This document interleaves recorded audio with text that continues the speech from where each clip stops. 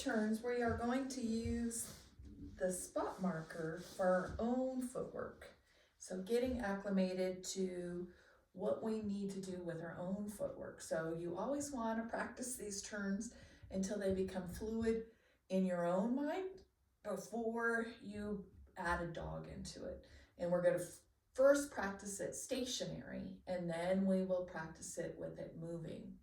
So 90-degree turns are where you go from here to here.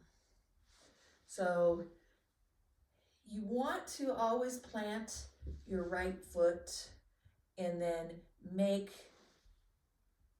this foot move. So it's like here, then here, then your foot catches up. So that you are making the small part, the dog is making the large part.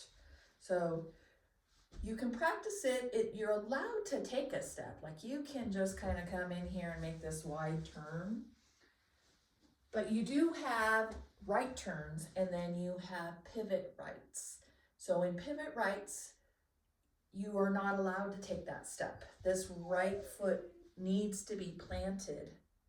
And then you kind of pivot and then you plant again and step off.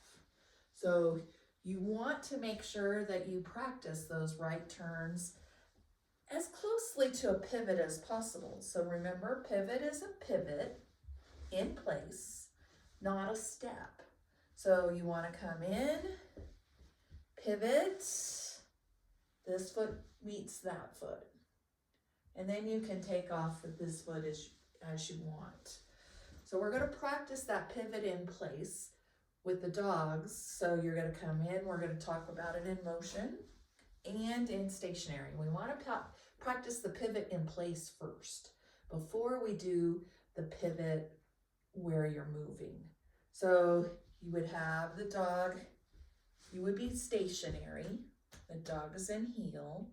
To pivot, this foot's gonna turn and this foot's gonna follow. So you'll be heel, heel, heel, heel, heel. So that's a 4-step pivot in place. You make 4 90-degree turns. So dog understands that pivot in place. They will understand it a little bit better in motion. So you want to first get it stationary. So pivot is always the right foot stays stationary and turns. Now if you have like slippery shoes or you're pivoting on that, you may kind of plant your heel and just pivot, slide your foot. So it's this kind of motion for each 90-degree turn.